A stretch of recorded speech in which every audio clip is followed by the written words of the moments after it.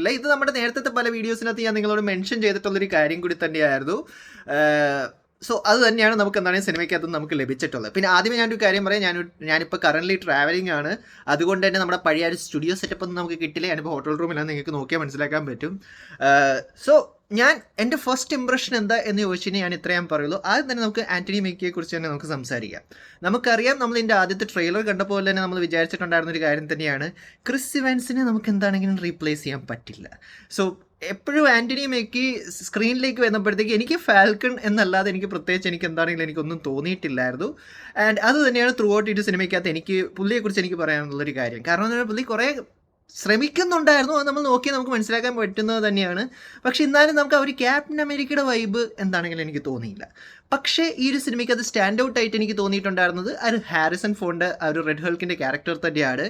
ഒരു കാര്യം നിങ്ങൾ ആലോചിക്കണം, പുള്ളിക്കാരന് 82 വയസ്സുണ്ട്. ഈ ഒരു സമയത്ത് പുള്ളിക്കാരൻ സത്യം പറഞ്ഞാൽ റിട്ടയർമെൻറ്റ് ചെയ്ത് വീട്ടിലിരിക്കേണ്ടതാണ്. എന്നിട്ടും സിനിമയിൽ വന്ന് ഇങ്ങനത്തെ ഒരു ക്യാരക്ടറിനെ ചെയ്യുക എന്ന് പറഞ്ഞാൽ അതെന്താണെങ്കിൽ നമ്മൾ അപ്രീഷിയേറ്റ് ചെയ്യേണ്ട ഒരു കാര്യമായിട്ട് തന്നെയാണ് എനിക്ക് തോന്നിയിട്ടുള്ളത്. പുള്ളിക്കാരൻ്റെ പെർഫോമൻസ് എനിക്ക് നല്ല സൂപ്പറായിട്ട് എനിക്ക് ഈ ഒരു സിനിമയ്ക്കകത്ത് എനിക്ക് തോന്നിയായിരുന്നു. ആൻഡ് പിന്നെ വേസ്റ്റഡ് പൊട്ടൻഷ്യൽ ആരാ എന്ന് ചോദിച്ചാൽ അത് മറ്റാരുമല്ല, നമ്മുടെ ഗസ്റ്റ് ഫ്രിങ് തന്നെയാണ്. ജെൻകാലോ എസ്പെറ്റീസോ ഈ ഒരു സിനിമയ്ക്കകത്ത് എന്തിനോ വേണ്ടി തിളയ്ക്കുന്നൊരു സാമ്പാർ എന്നുള്ള രീതിയിലാണ് നമുക്ക് കാണാൻ കഴിഞ്ഞേക്കുന്നത്. അതായത് ഒരു ആഫ്റ്റർ തോട്ട് എന്നുള്ള രീതിയിലാണ് എനിക്ക് സത്യം പറഞ്ഞാൽ പുള്ളിക്കാരൻ്റെ ആ ഒരു ക്യാരക്ടറിനെ എനിക്ക് തോന്നിയിട്ടുള്ളത് മൊത്തത്തിൽ തന്നെ. പിന്നെ ഓവറോൾ സിനിമ എങ്ങനെയുണ്ടെന്ന് ചോദിച്ചു കഴിഞ്ഞാൽ ഞാൻ നേരത്തെ പറഞ്ഞ പോലെ തന്നെ എല്ലാ മാർവൽ സിനിമയുടെയും ഒരു മാഷപ്പ് ആയിട്ടാണ് നമുക്ക് കാണാൻ കഴിയുന്നത്. എസ്പെഷ്യലി എടുത്ത് പറയേണ്ടത് ക്യാപ്റ്റൻ അമേരിക്ക സിവിൽ വാർ, അതുപോലെ തന്നെ വിൻ്റർ സോൾജർ, ഈ ഒരു 2 സിനിമയുടെ ഹെവിലി ഇൻഫ്ലുവൻസ് ആയിട്ടുള്ളൊരു പ്ലോട്ടാണ് നമുക്ക് കാണാൻ കഴിഞ്ഞിരിക്കുന്നത്. ആൻഡ് ഇതിനു മുമ്പ് ഇറങ്ങിയിട്ടുണ്ടായിരുന്ന ബാക്കിയുള്ള മാർവൽ സിനിമകളുടെയൊക്കെ ഒരു മാഷപ്പ് നമുക്ക് ത്രൂ ഔട്ട് നമുക്ക് ഒരു സിനിമയ്ക്ക് നമുക്ക് കാണാനും കഴിഞ്ഞിട്ടുണ്ട്. അതുകൊണ്ട് തന്നെ ഇതൊരു പുതിയൊരു സിനിമയാണോ എന്ന് ചോദിച്ചാൽ ഒരിക്കലും അല്ലെന്ന് എനിക്ക് പറയാൻ പറ്റുള്ളൂ. പിന്നെ നമ്മൾ എക്സ്പെക്ട് ചെയ്യുന്നൊരു കാര്യം എന്താണ്, സിനിമയ്ക്കകത്തുള്ള ആക്ഷൻ എങ്ങനെയുണ്ടെന്നുള്ളൊരു കാര്യം തന്നെയാണ്. നമുക്കറിയാം ക്യാപ്റ്റൻ അമേരിക്ക വിൻ്റർ സോൾജർ പോലത്തെ സിനിമകളിലെല്ലാം നമ്മളൊരു കിഡിലനായിട്ടുള്ളൊരു hand to hand combat action scenes എല്ലാം നമ്മൾ കണ്ടിട്ടുണ്ടായിരുന്നു.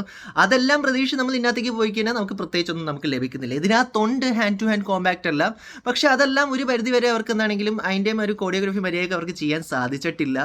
ആൻഡ് പിന്നെ ഓവറോൾ ആക്ഷൻ എങ്ങനെയെന്ന് ചോദിച്ചു കഴിഞ്ഞാൽ ടിപ്പിക്കൽ ആയിട്ടുള്ളൊരു മാർവൽ സിനിമയ്ക്ക് നമ്മൾ എന്താ കണ്ടിട്ടുള്ളത്, CGI തന്നെയാണ് നമ്മൾ കണ്ടിട്ടുള്ളത്. സോ ആ ഒരു CGI ഫെസ്റ്റ് തന്നെയാണ് നമുക്ക് ഇതിനകത്തും കാണാൻ കഴിയുന്നത്. അതുകൊണ്ട് തന്നെ ഭയങ്കര ഒരു ജനറിക് ആയിട്ടുള്ളൊരു ആക്ഷൻ സീക്വൻസ് ആയിട്ടാണ് എനിക്ക് തോന്നിയത്.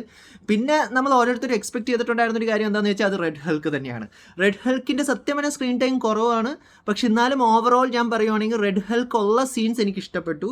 ബാക്കിയുള്ളതൊന്നും എനിക്ക് എന്താണെങ്കിലും എനിക്ക് അത്രയ്ക്ക് എനിക്ക് സൂചിച്ചില്ല. സോ ഓവറോൾ ആക്ഷൻ്റെ കാര്യം പറയുവാണെങ്കിലും ഇതേ എനിക്ക് പറയാൻ പറ്റുള്ളൂ. സോ ഇതാണ് നമുക്ക് സത്യം പറഞ്ഞാൽ ഈ പുതിയ ബ്രേവും ന്യൂ വേൾഡിലും നമുക്ക് ലഭിച്ചിട്ടുള്ള പേര് പോലെ ഈ ഒരു സിനിമ ഇല്ല, അത്ര ബ്രേവും അല്ല, പുതിയ ഒരു വേൾഡ് നമുക്ക് ലഭിച്ചിട്ടില്ല. നമ്മൾ ഇതിനു മുമ്പ് നമ്മൾ മാർവലിൽ കണ്ടിട്ടുള്ള വേൾഡിൻ്റെയൊക്കെ ഒരു മാഷപ്പ് തന്നെയാണ് ഈ ഒരു സിനിമയ്ക്ക് നമുക്ക് കാണാൻ കഴിഞ്ഞിരിക്കുന്നത്. ആൻഡ് ആൻ്റണി മെക്കി ഞാൻ നേരത്തെ പറഞ്ഞ പോലെ he's Falcon, he's not Captain America. Caps എപ്പോഴും നമ്മുടെ ക്രിസ് ഇവാൻസ് തന്നെയാണ്, അല്ലാതെ നമുക്ക് വേറൊരാളെ നമുക്ക് കാണാൻ പോലും പറ്റില്ല. ഈവൻ നമ്മൾ കമ്പയർ ചെയ്തില്ലെങ്കിൽ തന്നെ നമ്മൾ നമ്മൾ കാണുമ്പോൾ നമുക്ക് ആ ഒരു സ്ക്രീൻ പ്രസൻസ് എനിക്ക് എന്താണെങ്കിലും എനിക്ക് ലഭിച്ചിട്ടില്ല. നിങ്ങൾക്ക് ആർക്കെങ്കിലും ലഭിച്ചിട്ടുണ്ടെങ്കിൽ നിങ്ങൾക്ക് താഴെ കമൻറ്റ് ബോക്സിൽ കമൻറ്റ് ചെയ്യാവുന്ന തന്നെയാണ്. ഇത് തന്നെയാണ് ഞാൻ നേരത്തെ നമ്മുടെ ഒരു വീഡിയോയ്ക്ക് ഞാൻ നിങ്ങളോട് പറഞ്ഞിട്ടുള്ള, മാർവൽ ഇപ്പോൾ സത്യം തന്നെ പേടിച്ചിരിക്കുകയാണ്. അവർക്കിനി എന്ത് ചെയ്യണമെന്ന് അവർക്ക് അറിയില്ല. സോ ഈ ഒരു സിനിമ കണ്ടപ്പോൾ അതെനിക്ക് എന്താണെങ്കിൽ നന്നായിട്ട് എനിക്ക് മനസ്സിലായി. സോ ഇത്രയും കാര്യങ്ങൾ തന്നെയാണ് എനിക്ക് പുതിയ ക്യാപ്റ്റൻ അമേരിക്കയുടെ സിനിമ എന്ന് പറയാൻ പറ്റില്ല, ഫാൽക്കൺ അമേരിക്കയുടെ സിനിമയെക്കുറിച്ച് എനിക്ക് നിങ്ങളായിട്ട് പങ്കുവയ്ക്കാനുള്ളൊരു കാര്യം. നിങ്ങൾ ഈ ഒരു സിനിമ തിയേറ്ററിൽ പോയി കണ്ടോ, നിങ്ങൾ ഈ ഒരു സിനിമയ്ക്ക് വേണ്ടി എക്സൈറ്റഡ് ആയിരുന്നോ ഇല്ലയോ എന്നുള്ള കാര്യങ്ങളെല്ലാം താഴെ കമൻറ്റ് ബോക്സിൽ കമൻറ്റ് ചെയ്യാവുന്നത് തന്നെയാണ്. എൻ്റെ ഈ ഒരു വീഡിയോയുടെ ഫൈനൽ റേറ്റിംഗ് എത്രയാണെന്ന് വെച്ച് കഴിഞ്ഞാൽ ഇറ്റ്സ് അബ്സല്യൂട്ട്ലി 4 out of 10. ഞാൻ ഇത്രയും പറയുള്ളൂ. OTT വരുമ്പോഴത്തേക്കും നിങ്ങൾക്ക് സമയമുള്ളപ്പോൾ കാണാൻ മാത്രമേ ഞാൻ പറയുള്ളൂ, അല്ലാതെ തിരക്ക് പിടിച്ച് തിയേറ്ററിൽ പോയി കാശ് കൊടുത്ത് കണ്ട പടമായിട്ട് എന്തായാലും എനിക്ക് പേഴ്സണലി എനിക്ക് തോന്നിയില്ല.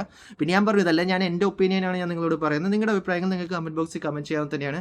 So once again thank you so much for watching this video guys. Stay safe guys, stay awesome. See you guys next episode.